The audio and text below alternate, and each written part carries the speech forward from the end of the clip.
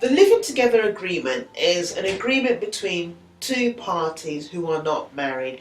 Now, in reality, people do live together in church. People live together outside of church. People live together. I mean, in church, people probably hide it, so you don't actually know. But people do live together, and you only know when there's an issue, when the relationship breaks down, and maybe they've put up a mortgage together, or they've got kids, and suddenly you realise that you have no rights. You know, the court unfortunately does not recognise that union.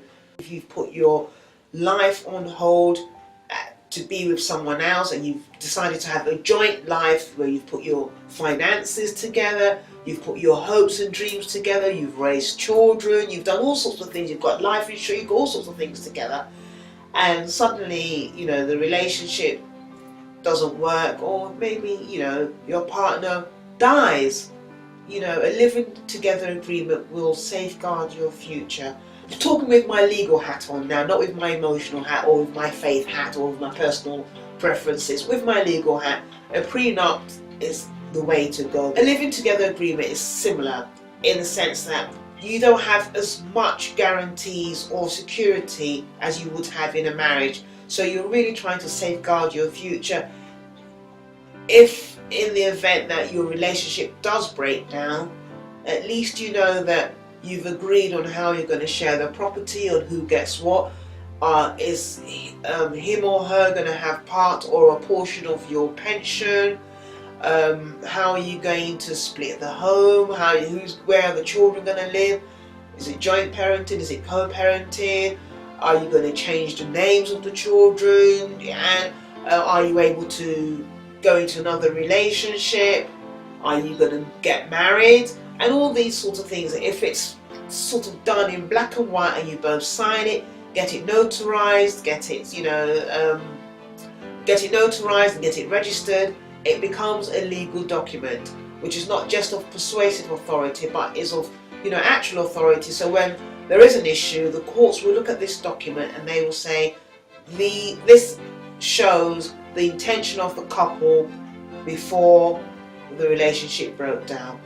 So my advice would be that if you are living together, please get married. I'm a romantic, but if in the event that you've decided that you don't want to get married, make sure you have a living together agreement. Do it now.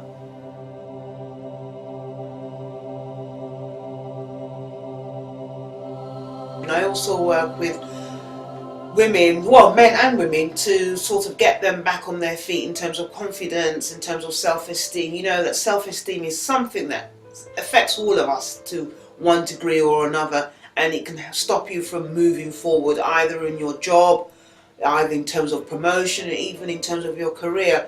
I've got people that I've worked with that English isn't really their forte, and so, you know, it has been a barrier for them to move forward. I've helped them in terms of brushing up their CV, helping them with interview skills, so we do dummy interviews, you know, help them with eye contact, because it's really important that you have eye contact with the people that are interviewing you, helping them to actually look at the application form and look for the key words that will help them get that job and help them, and look for the skills that they have. Because what's really quite interesting is that we've all got so many skills, and half of the skills we have, we don't even know we've got them. We've got so many hidden talents or latent abilities and lots of things that we're passionate about. And sometimes when you look at a job description or you look at an application online, you think, oh, I can't do that.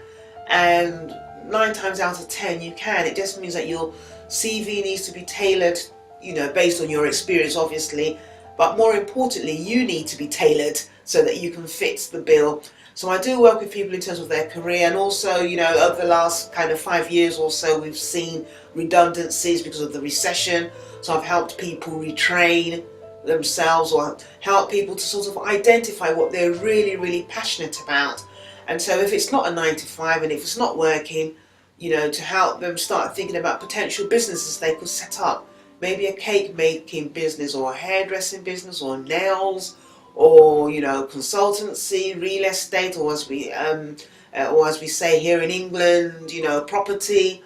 They're just a whole wide range of things that people can do if only they actually delve a bit more deeper in. And also you find out that sometimes what you end up doing as your 9 to 5 role is not what you really wanted to do. It's sometimes you might have stumbled into it rather. It could be, you couldn't find a job and you said, I'll just do this one for a couple of months, and then 10 years later you're still doing the same role. So it's helping people to go back and really say, what are you passionate about? What do you really want to do?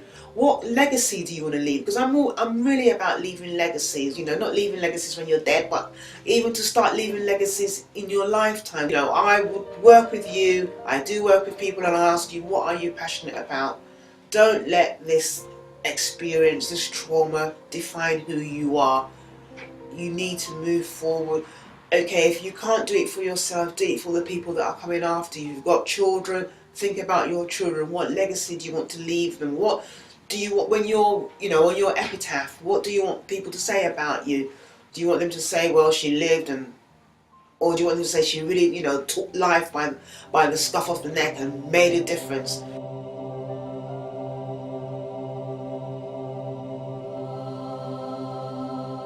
One of the things I've realised, or I've seen in my experience with working with so many couples, and even, single people or re-singled people, is that some people want to get back into the dating game. They want to either remarry, but they're scared because of the trauma that they've gone through. So that, they're in maybe a long-term relationship, a new person. They've decided to live together to sort of test the waters. Look, I don't want to get married again yet, just in case it's not going to work out, so we're living together. So in this new relationship, what are you looking for? Sometimes it's really difficult to actually articulate that to your partner or your new partner. You might be scared, you might be vulnerable, you might be thinking, oh, I better not share too much in case, he runs away and leaves me. And, so as a coach, I can help you look into the future and articulate that to your partner. Think about the goals that you both have. Where do you want to live? If you've both, for instance, you might have been in previous relationships where you've got children. You want to have those conversations about where will the children live. Will they live with you? Will they live with your ex-partner? Will they live with his ex-partner? Will you live as a blended family? How do you go on holiday? You're going to go just but the two of you, or are you going to go with the children? It's about not just having the living together agreement, which I talked about, but also to have a life plan, a planning agreement, your plan to talk about how your life is going to pan out together, your new life. What are your dreams? What are your hopes? What are the things that you really want to do this time that you didn't do the last time? So say for instance, what are the lessons that you learnt from the previous relationship that you want to, take into your new relationship so that it's a better relationship than ever before? I can help you work through that with your partner, talk about goals that you might have for your future, identify areas that you've spoken about or areas you might want to highlight to each other. And I think it's really important that you have someone that's impartial, objective, that can work with you. So you're probably going to be dating, or you'll have some long-term committed relationship, either living together or living in your separate, homes. But whatever the case may be, I will help you to at least start, to look at the kind of things you need to be considering in a living together agreement, and more importantly, the things you need to consider in a life plan. So you want to look ahead. You want to grow old together. Are you going to put each other in a nursing home? Are you going to put your house on mortgage? Are you going to remortgage? Are you going to sell? Are you going to live with your children? Are you going to put your children in private school? Or are you going to relocate to Australia, for instance? What are the sort of things that you want to make sure that you both are looking at the same thing? So you both have the same sort of goals, the same sort of dreams, and you're not sort of working at cross purposes. A coach can help you do that, because I'll be passionate, I'll be objective, and more importantly, I'll help you uncover those passions that you have, things that you probably haven't shared with each other prior to having our sessions.